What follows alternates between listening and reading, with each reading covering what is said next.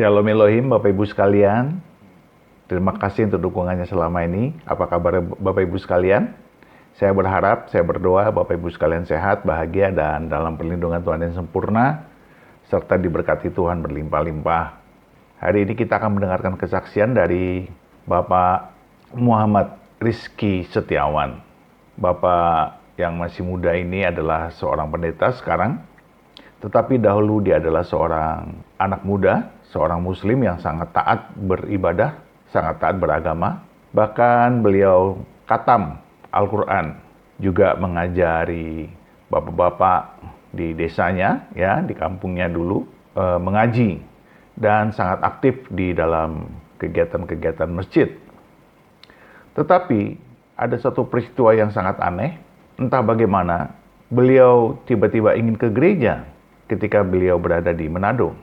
Di dalam segala kekacauan hidupnya, kenakalannya, suka mabuk-mabuk dan melakukan segala kejahatan, tiba-tiba dia didorong oleh Roh Kudus untuk pergi ke gereja.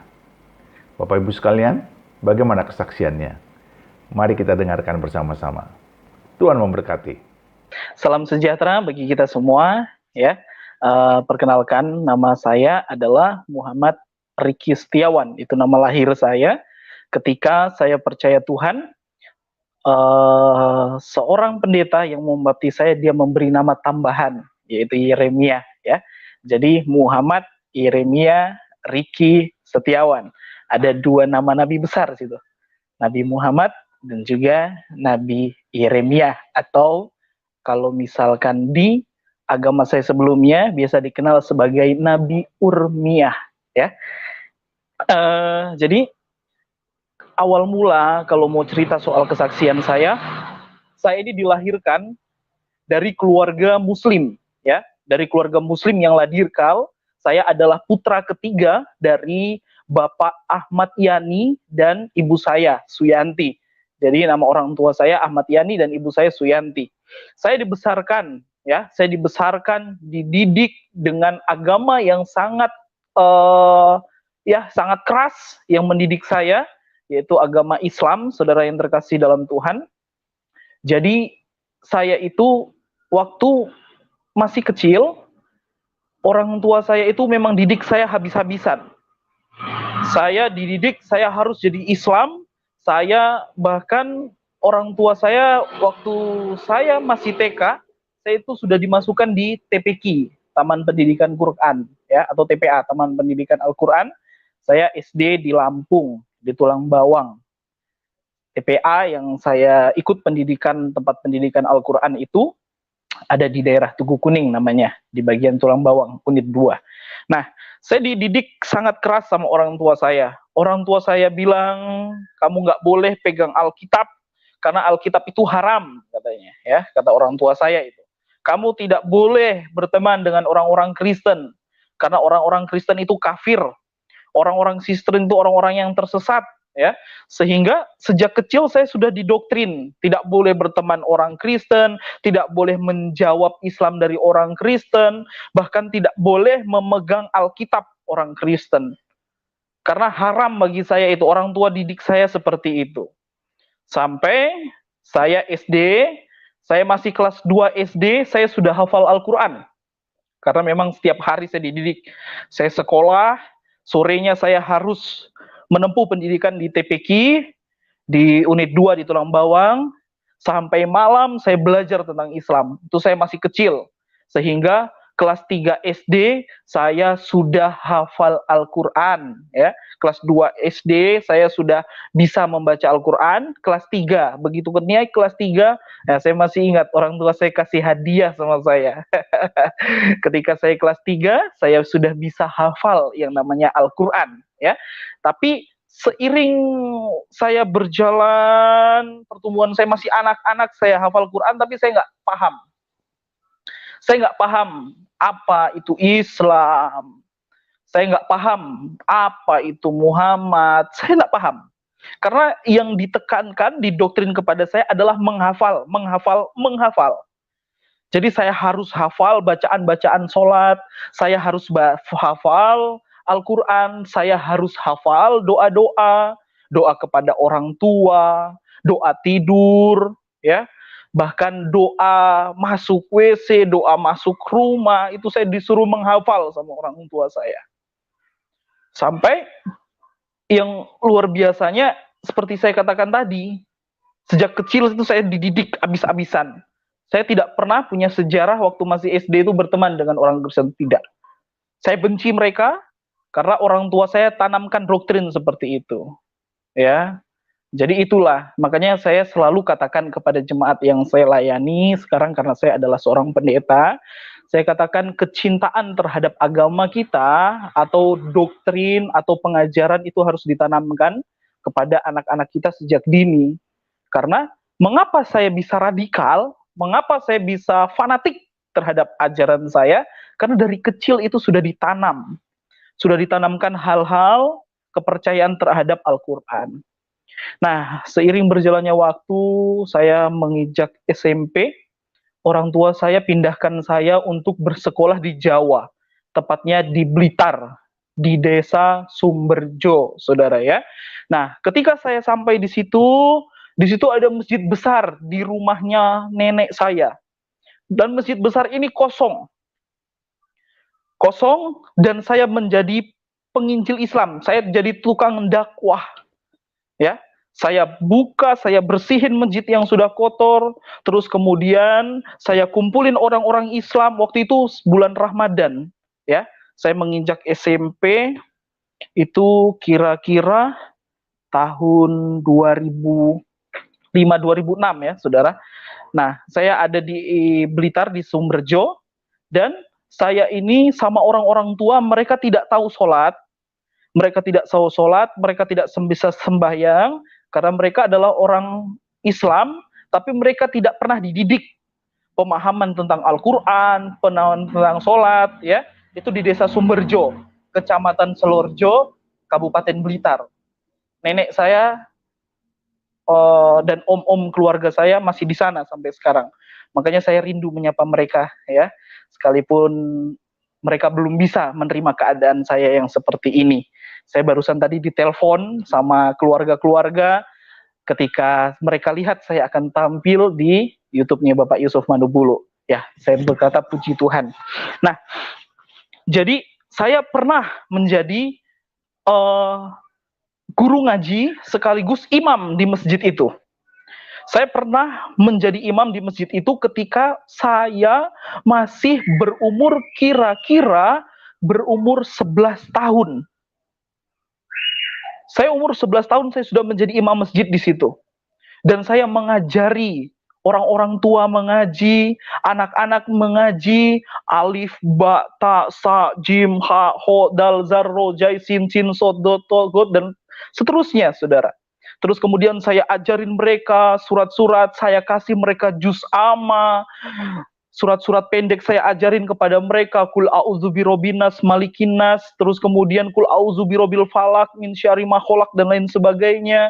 Terus kemudian saya ajari mereka ayat-ayat tentang Al-Qur'an. Saya ajari mereka baca Al-Qur'an, saya ajari mereka menghafal surat-surat pendek yang ada di dalam Al-Qur'an. Saya ajari mereka sampai mereka bertumbuh menjadi Islam yang baik, yang mengerti sholat, mengerti membaca Al-Quran. Makanya tidak heran saya masih muda, masih sangat muda, saya sudah menjadi imam dan saya sudah menjadi guru ngaji di desa Sumberjo tepatnya. Karena memang di situ desa yang ada di dalam, ya, jauh dari kota kecamatan.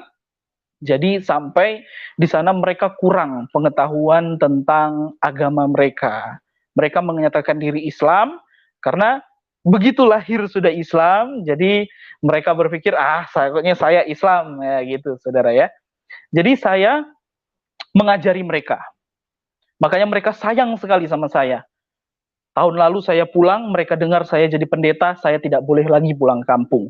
Saya dimarahi, saya dibilang kafir, murtad, saya dibilang anak haram, saudara. Tapi saya tetap mengucap syukur karena Tuhan Yesus baik. Nah, seiring berjalannya waktu, ketika saya ada di Jawa, ya, saya bisa melahirkan generasi-generasi yang bisa membaca Al-Quran. Kemudian masjid itu sekarang berkembang. Saya pulang tahun lalu ke Jawa, masjid itu sudah sangat besar sekarang. Ya, masjid itu sudah sangat besar dan mereka tetap ingat sama saya. Makanya ketika saya pulang, mereka senang sekali, mereka sayang. Tapi sayangnya saya sudah jadi pendeta, mereka marah.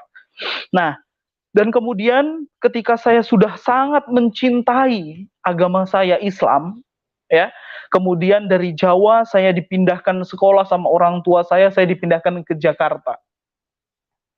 Di Jakarta, saya masih sangat cinta dengan agama saya. Dengan agama Islam tentunya. Saya rajin sholat, saya rajin membaca Al-Quran, tetapi karena pergaulan di ibu kota terlalu jahat, pergaulan di ibu kota terlalu bebas, makanya pesan moral saya bagi orang tua atau anak-anak muda, hati-hati dengan pergaulan sekarang. Alkitab saya itu berkata, berhati-hatilah, berwaspadalah, karena hari-hari ini adalah hari-hari yang jahat. Jadi tidak salah kalau pergaulan sekarang itu pergaulan yang bukan main, kehilangan etika, kehilangan moral, ya. Mereka bilang, kalau nggak ngerokok nggak gaul. Kalau misalkan tidak minum alkohol tidak gaul. Ya, kalau belum pacaran nggak gaul. Makanya sekarang kita nggak salah sekarang ya. Zaman sekarang kita lihat anak SD saja sudah pacaran ya. Karena begitu pergaulan di luar sana. Mereka bilang, nggak gaul kalau nggak ngerokok, nggak gaul kalau nggak minum minuman keras, nggak gaul kalau nggak pakai narkoba. Akhirnya saya terjebak dengan pergaulan-pergaulan bebas. Saya terjebak dengan narkoba yang awalnya dari rokok. Saya menghisap rokok, saya kecanduan, dan kemudian tingkat itu berganti terus naik sampai saya pakai narkoba. Saya ketahuan sama orang tua saya dipukuli habis-habisan. Saya dimarahi, saya dicaci maki sama orang tua saya. Sampai akhirnya saya dikirim sama orang tua saya kepada om saya yang ada di Aceh. Jadi saya pernah di Aceh, di Lok Sukun, di Bukit Hagu. Desa Bukit Hagu, di Kecamatan Lok Sukun. Saya pernah ada di Aceh. 1 tahun saya di Aceh. Saya dikirim di Aceh. Saya makin menderita. Saya berpikir begini, orang tua saya tidak bisa urus saya. Orang tua saya nggak mampu urus saya. Akhirnya di Aceh saya ditinggalin sama om saya lebih jahat. Di Aceh saya kenal ganja, saya kecanduan ganja. 1 tahun saya di Aceh, ketika saya menjadi pecandu ganja, keluarga besar tahu. Saya diusir dari Aceh, dari Lok Sukun, dari Bukit Hagu. Saya diusir, makanya saya menyapa, maafkan saya ya, keluarga-keluarga saya. Saya tadi ditelepon, dihubungi sama keluarga saya dibilang murtad, saya dibilang kafir ketika saya mau tampil di channel YouTube ini malam hari ini. Jadi saya menyapa, semoga semuanya lihat dan melihat isi hati saya bahwa saya mencintai kalian. Saya mengasihi kalian, om saya yang ada di Lok Sukun, Om Suprianto, juga sepupu-sepupu saya yang ada di Desa Bukit Hagu di Aceh. Dari Aceh saya diusir sama keluarga. Saya nggak tahu harus kemana, orang tua saya jemput saya ke Jakarta. Ketika di Jakarta, nggak ada perubahan, nggak ada penyesalan.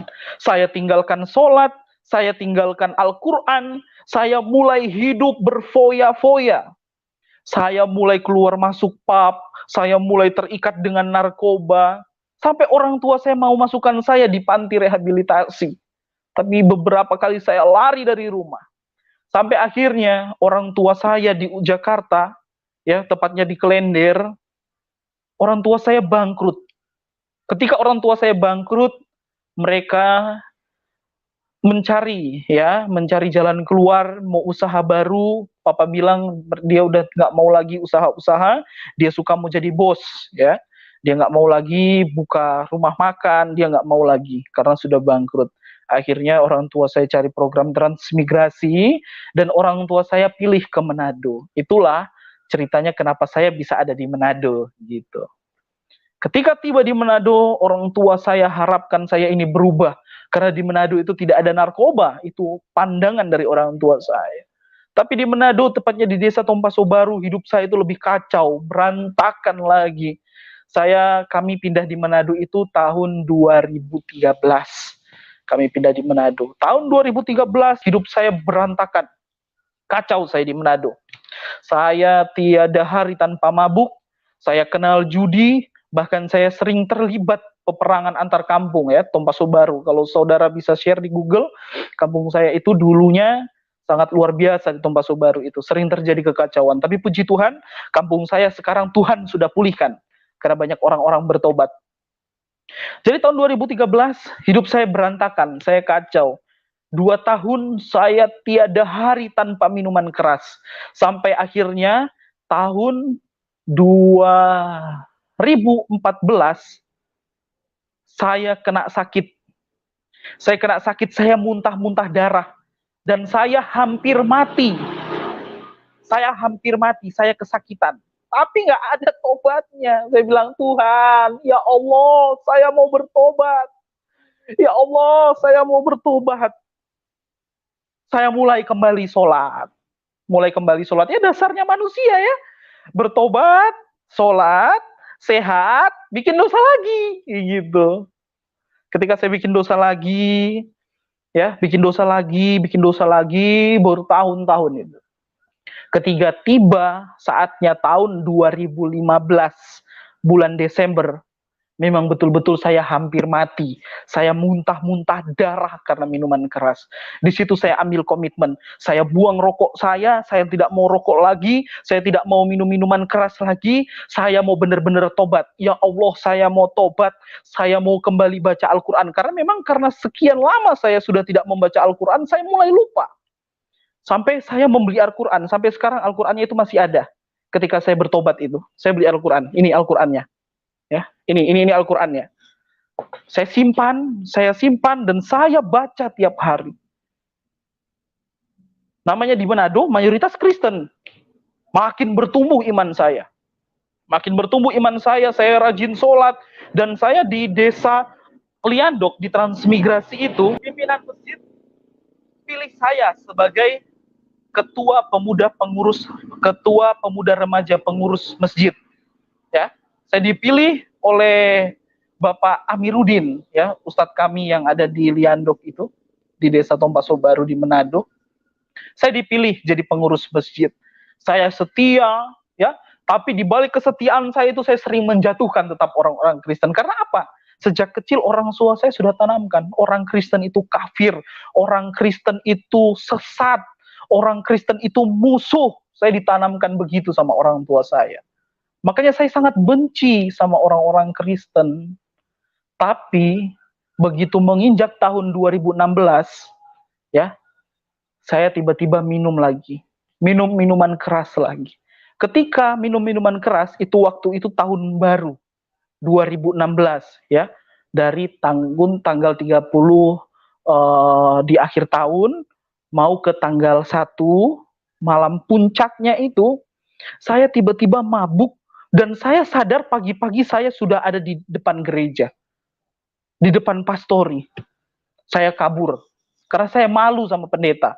Saya mabuk di depan pastori. Pendeta bawa saya masuk ke tempat tidur.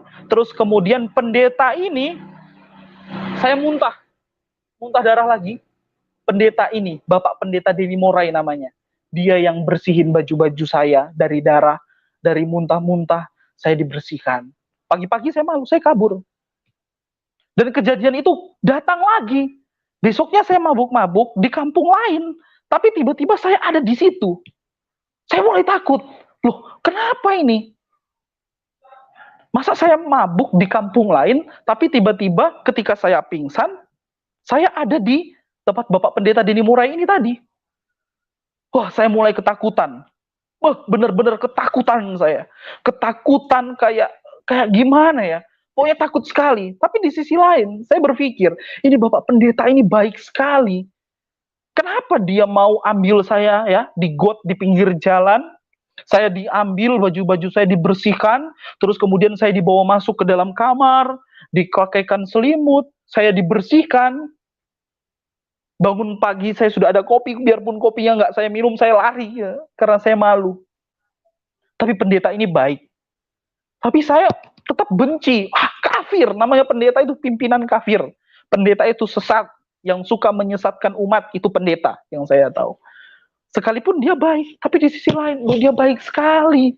Selama ini keluarga saya ketika saya mabuk, ya namanya orang tua pasti nggak mau lihat anaknya jatuh di pergaulan yang tidak baik. Ketika saya mabuk di pinggir jalan, orang tua saya lewat, ya dia nggak pusing. Papa saya nggak pusing. Papa saya udah nggak anggap lagi saya anak karena sudah terjebak di pergaulan yang tidak baik.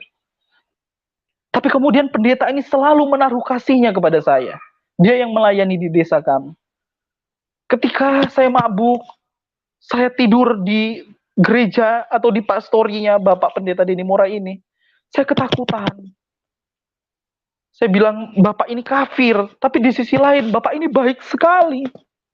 Dari situ karena saya ketakutan, saya bertobat lagi. Tahun 2016 itu, bulan Januari tahun 2016. Saya bertobat lagi. Ya Allah, saya mau tobat. Saya mulai lagi mau sembayang. Ya, saya mulai sembayang, dan waktu itu ada keponakan-keponakan saya ajarin mereka sholat. Ketika ada di sini, di Manado, sudah di Manado. Saya ajarin mereka sholat, kabira walhamdulillahi kasirau, wa subhanallahi bukrata wa asila, ini wajah tu wajahiyah, baru Al-Fatihah, baru kemudian surat-surat pendek, sampai saya ajarkan mereka zikir, ya, sampai akhirnya ketika saya semakin setia, ketika saya semakin taat memeluk agama saya Islam, saya semakin ketakutan. Saya semakin ketakutan, dan tiba-tiba hari Minggu, saya itu udah rapi. Bangun tidur, saya mandi, saya sudah rapi. Saya bingung, mau kemana saya ini? Ini hati suka masuk ke gereja. Saya ketakutan, saya nggak bisa tidur, saya stres, keluar keringat, ya. Saya nggak bisa makan dengan baik, saya nggak bisa minum dengan baik, saya ketakutan, Tuhan. Ya Allah, saya ketakutan. Saya ketakutan, benar-benar takut. Tiba-tiba hari Minggu itu saya sudah rapi. Saya sudah rapi tahun 2016 itu. Saya sudah rapi. Saya ke gereja. Karena saya tukang bikin onar di kampung. Waktu itu pemimpin pujian di gereja. Itu namanya Bapak Satu Pakanan. Dia ada di Makassar sekarang. Dia seorang tentara. Sementara pimpin pujian, sementara menyanyi, berhenti ibadah. Dia kasih berhenti, dia bilang begini sama saya, nggak mungkin kamu masuk Kristen. Kamu yang suka bilang-bilang orang Kristen itu kafir, orang Kristen itu sesat. Kamu yang nggak mau pegang Alkitab. Saya kalau misalkan masuk ke rumah orang, terus saya lihat Alkitab, saya paling jijik, saudara. Karena apa? Sejak kecil sudah ditanamkan kepada saya. Ini bapak ini dia marah-marah sama saya di dalam gereja. Saya cuma diam. Saya mau marah, tapi di sisi lain saya menerima damai sejahtera di dalam gereja. Bapak pendeta langsung peluk saya. Dia bilang, sudah, kalau memang mau masuk gereja, duduk saja, duduk. Jadi saya duduk. Saya lihat orang-orang menyembah, haleluya, puji Tuhan, mereka menyanyi-menyanyi. Stres saya, bingung. Bingung saya. Masa orang nyembah kok nyanyi-nyanyi? Orang nyembah tepuk-tepuk tangan. Orang nyembah bilang-bilang haleluya, haleluya. Saya nggak mengerti. Sama sekali saya nggak mengerti. Saya bilang ini orang-orang kafir ini. Tapi ketika Bapak Gembala, Bapak Pendeta itu berdoa, saya mulai tersentuh hati saya. Hati saya mulai tersentuh. Tapi tetap ini pikiran ini sepertinya bergelut. Nah, ketika seiring berjalannya waktu, setelah ibadah, saya keluar dari gereja. Saya keluar dari gereja, saya berpikir, nggak mungkin saya jadi orang Kristen.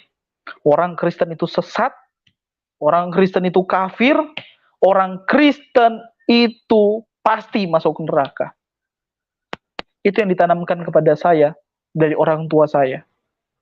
Sampai akhirnya, saudara, saya mulai bingung, saya mulai mencari perbandingan-perbandingan, saya mulai belajar. Saya temui Bapak Ustadz saya, waktu itu Bapak Amiruddin bin Naufal.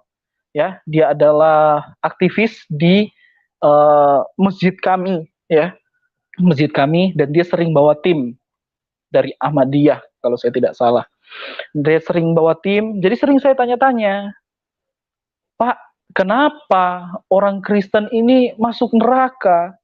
Mereka bilang, ya kalau misalkan orang Kristen semua orang di dunia ini masuk surga, full surganya. Dia bercanda begitu sama saya. Saya bingung. Saya tanya lagi, kenapa sih kita nggak boleh makan babi? Bapak Amiruddin langsung bilang, Bapak Ustadz ini langsung bilang, ya babi itu bertaring, tidak boleh dimakan. Kenapa tidak boleh dimakan? Kamu lihat orang-orang Kristen yang makan-makan babi, yang makan-makan anjing, kamu lihat muka mereka serem-serem, muka mereka kayak anjing, muka mereka kayak babi. Saya berpikir, nggak masuk akal deh kayak begitu, nggak masuk akal. Pada dasarnya saya lihat wajahnya Bapak Pendeta ini, saya sayang sekali sama dia. Saya salut sekali sama dia. Terus kemudian saya mulai membanding-bandingkan. Saya mulai membanding-bandingkan Alkitab, saya mulai membanding-bandingkan Al-Quran, saya mulai membanding-bandingkan. Tiba-tiba yang saya pikir Alkitab itu haram, saya jadi penasaran, apa sih isinya di dalam Alkitab?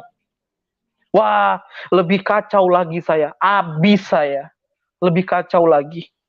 Tiba-tiba hari Minggu depan, saya ini tiba-tiba mandi lagi.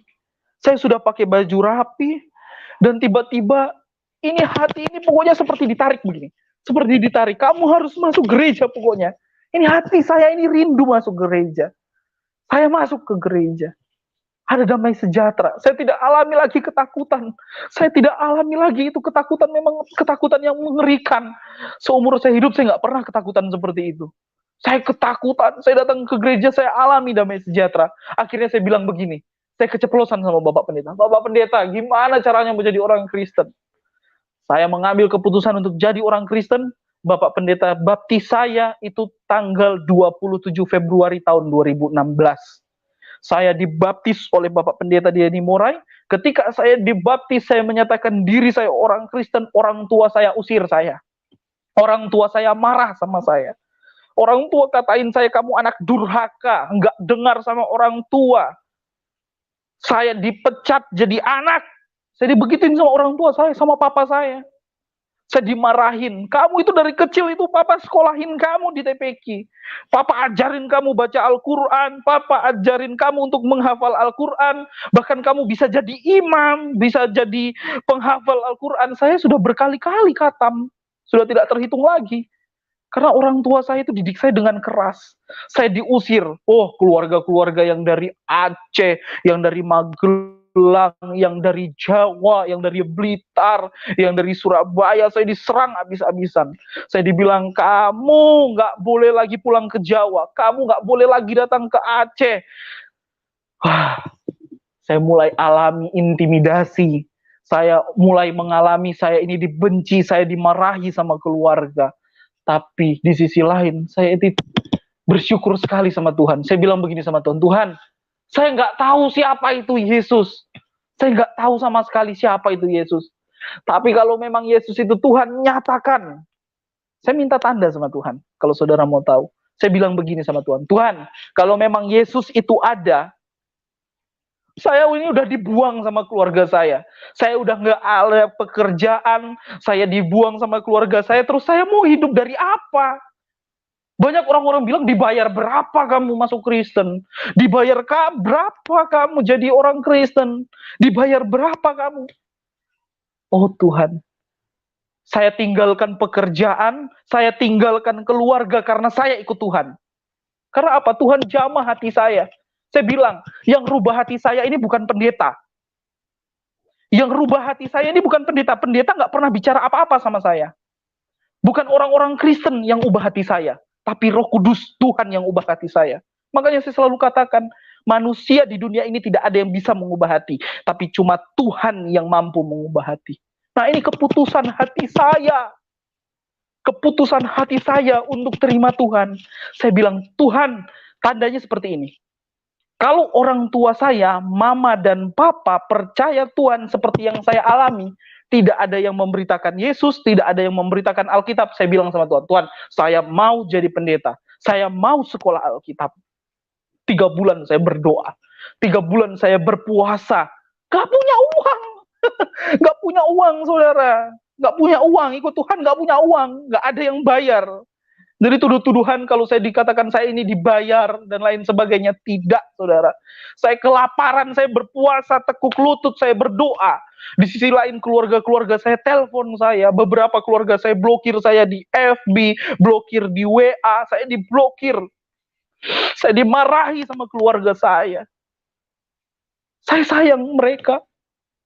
Saya sayang sama mereka. Tapi saya dimarahi. Saya dikatakan kafir, murtad, durhaka. Jangan bicara. Saya mau bicara itu jangan bicara. Kamu udah tahu-tahu salah mau bela kamu. Saya berdoa sama Tuhan. 3 bulan saya berdoa, saya tekuk lutut. Saya tekuk lutut, saya berdoa terus, Tuhan pulihkan orang tua saya. Tuhan pulihkan orang tua saya.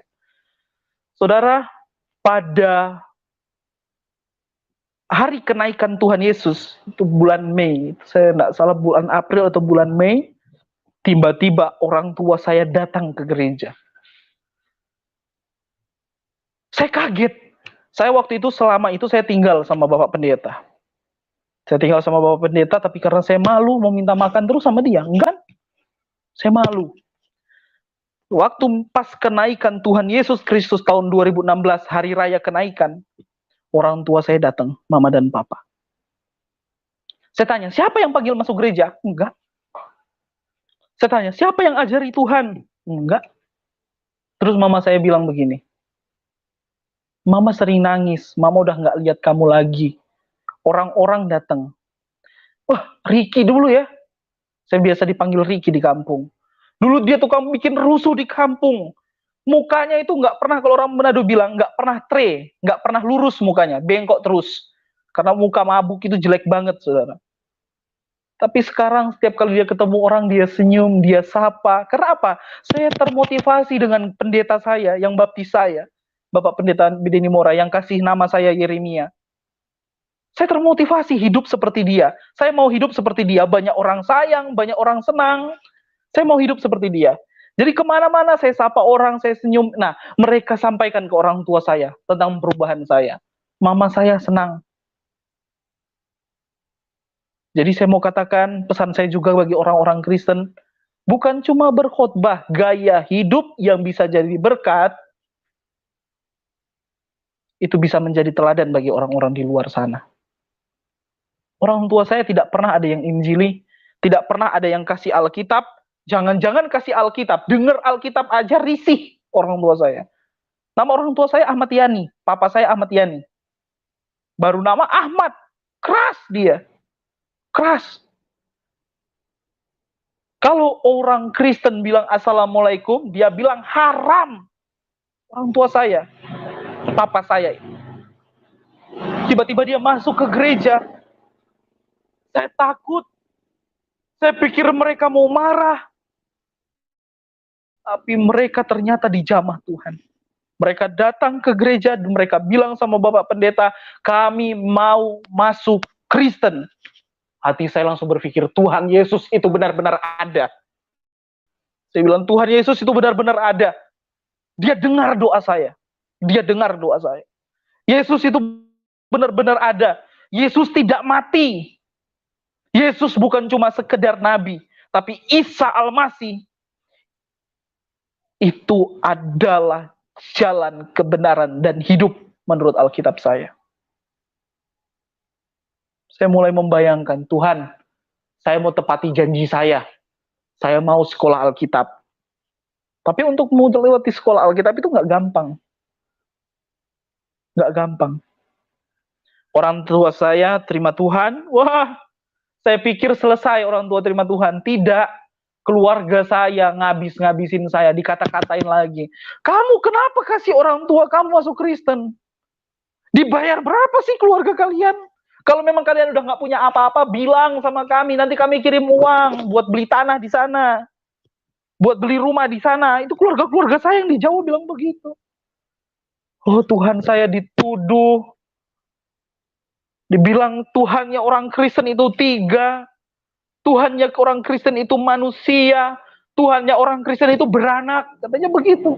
Tapi sebenarnya tidak kan. Itu cuma tuduhan-tuduhan. Saya mulai menyesali. Tuhan, kenapa sih harus begini?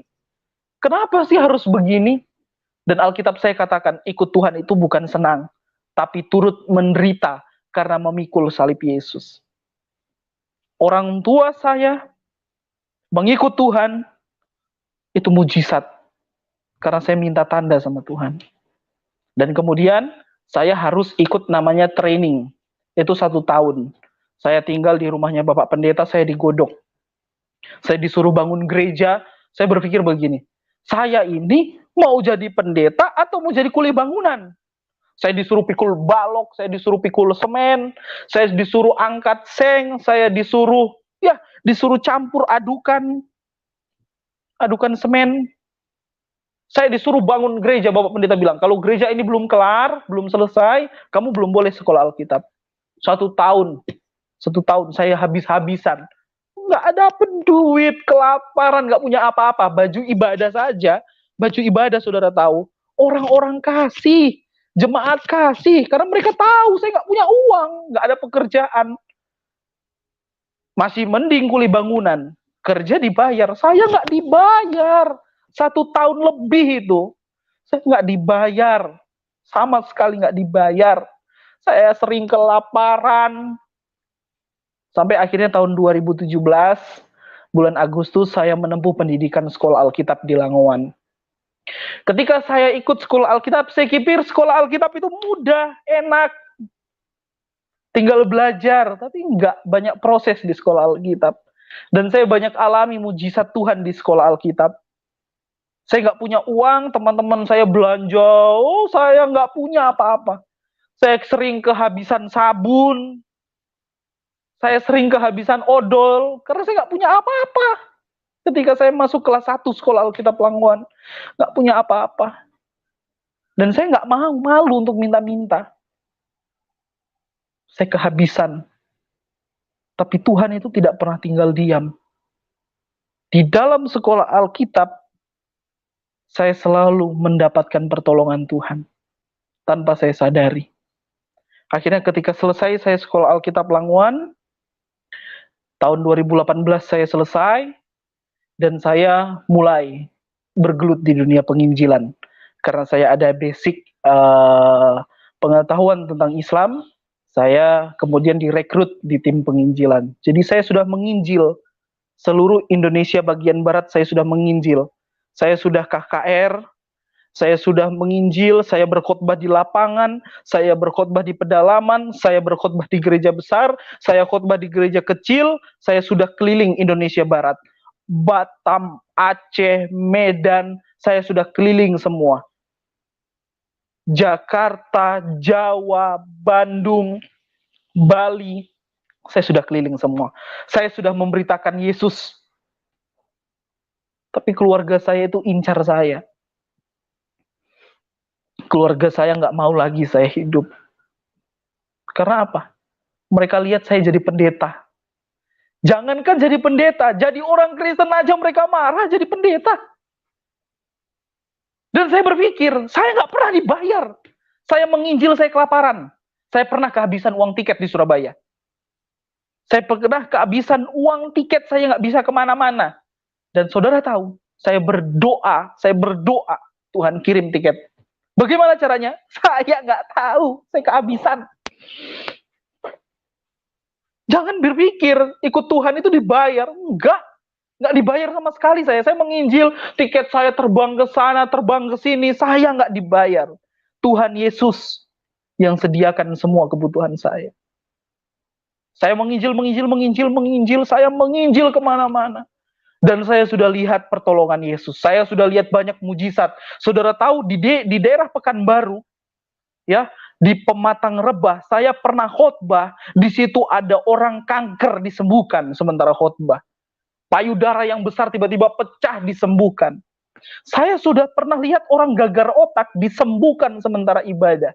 Saya sudah pernah melihat di Pulau Biaro orang lumpuh berjalan, saya sudah pernah lihat. Makanya saya mau katakan bagi yang mendengar suara saya malam hari ini, Yesus itu benar-benar ada. Kuasanya tidak mati, kuasanya hidup menolong saya, juga dia mau menolong saudara yang mau buka hati untuk Tuhan. Dan saya mengambil pendidikan sekolah Alkitab kelas 2 di Langoan.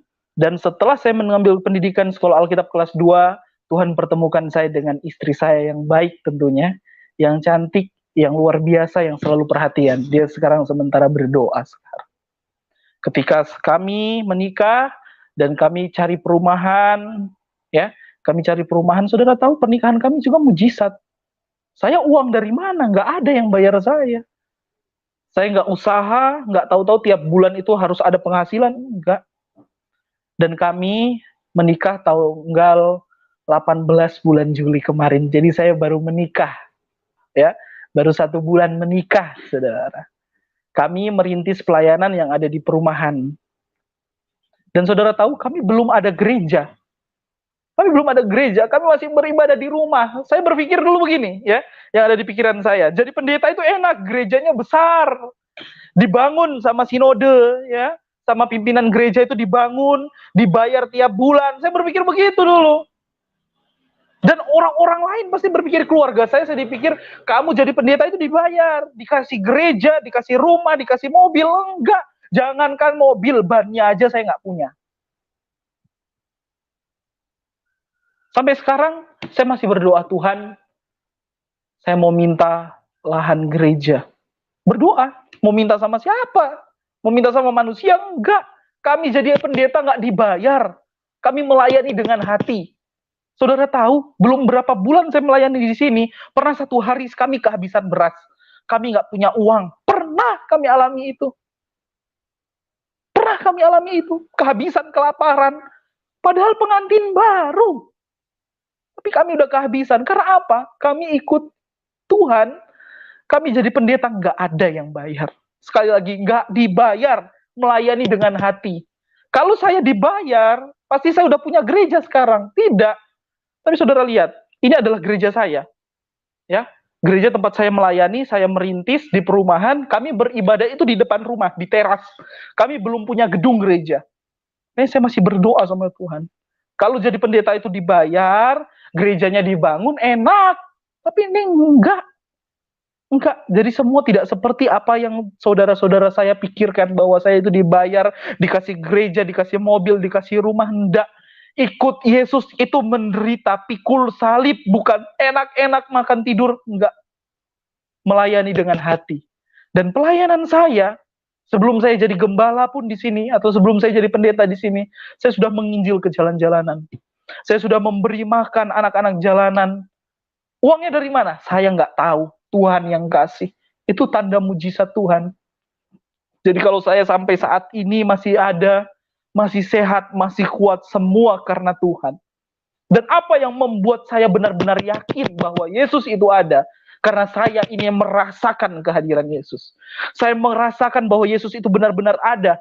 Di agama sebelumnya tidak. Walaupun saya sudah hafal Al-Quran, walaupun saya sudah hafal sholat, zikir, dan lain sebagainya. Tapi itu cuma sampai dihafal. Cuma sampai dihafal. Tapi sekarang, ya, tapi sekarang saya bersyukur sama Tuhan. Tuhan banyak didik karakter saya. Kalau saya dipukul orang dulu, saya balas. Sekarang biar orang mau pukul saya, biar orang mau hina saya bilang puji Tuhan. Keluarga saya bilang kafir. Saudara tahu, sebelum tampil di channel YouTube dari Bapak Yusuf Madubulu ini, saya bagikan di Facebook, saya bagikan di grup keluarga. Keluarga saya marah sama saya. Kamu jangan bawa-bawa imam masjid, kamu jangan bawa-bawa pernah jadi guru ngaji. Itu nggak pernah ada di kehidupan kamu. Saya dikatain begitu, saudara. Awas kamu, kami mau laporkan kamu, kami mau laporkan. Keluarga saya bilang begitu, tapi saya cuma bilang puji Tuhan. Saya bersyukur.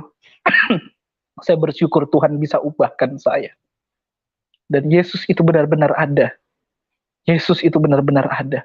Saya sudah banyak lihat mujizat Tuhan. Saya sudah banyak lihat pertolongan Tuhan. Saya sudah lihat banyak mujizat Tuhan. Yesus itu benar-benar ada. Apa yang membuktikan Yesus benar-benar ada dalam hidupmu? Buka hati untuk Tuhan. Buka hati. Pasti Yesus mau jamah. Buka hati. Ini pesan saya. Buka hati. Buka hati untuk Tuhan. Buka hati untuk Yesus. Pasti kamu akan rasakan kehadiran Yesus. Pasti kamu akan rasakan keberadaan Yesus. Jadi buat keluarga saya yang masih mengatain saya kafir, yang masih mengatain saya tersesat, om saya yang ada di Lok Sukun di Aceh, sepupu-sepupu saya yang saat ini nonton ya, ada Denny, ada Putri, sepupu-sepupu saya yang lain yang ada di daerah Bukit Hagu di Aceh. Buka hati untuk Tuhan. Kalau kalian mau percaya Yesus itu ada. Kalian nggak percaya kan Yesus itu ada, buka hati untuk Tuhan. Buat om-om saya, tante-tante saya yang ada di Magelang, Tante Yus, buat oma saya, atau nenek saya yang ada di Berjo, di Blitar, om-om saya, keluarga saya yang belum bisa menerima keberadaan saya. Buka hati untuk Tuhan. Tuhan pasti jamah. Kan satu tanda bahwa apa yang membuktikan Yesus itu ada, buka hati. Karena Yesus itu bukan di sini. Yesus itu, kita manusia terbatas. Yesus itu tempatnya bukan di otak. Bukan. Yesus itu ada di hati. Jadi Yesus mau menjamah orang-orang yang mau buka hati buat Tuhan. Saya buka hati buat Tuhan. Yesus jamah saya. Yesus pulihkan saya. Sekalipun saya susah, tapi saya percaya Yesus itu ada. Karena saya sudah banyak sekali menyaksikan kemurahan-kemurahan, menyaksikan mujizat Tuhan. Tuhan sudah nyatakan dalam kehidupan saya. Jadi puji Tuhan, inilah kesaksian saya. Pesan saya, Yesus itu tidak tiga. Tuhan Yesus itu tidak tiga.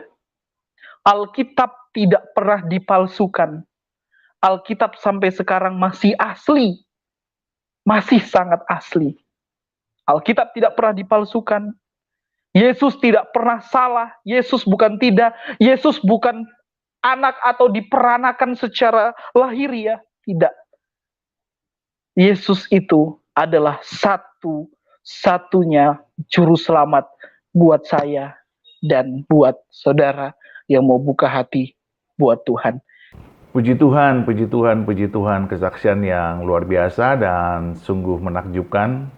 Betapa dahsyatnya Roh Kudus bekerja tanpa diduga, tanpa dinyana, seorang anak muda yang nakal, yang dulunya aktivis masjid, khatam Al-Quran, rajin mengaji, dan bahkan mengajari bapak ibu di kampungnya mengaji, tiba-tiba menjadi seorang Kristen dan bahkan menjadi seorang pendeta.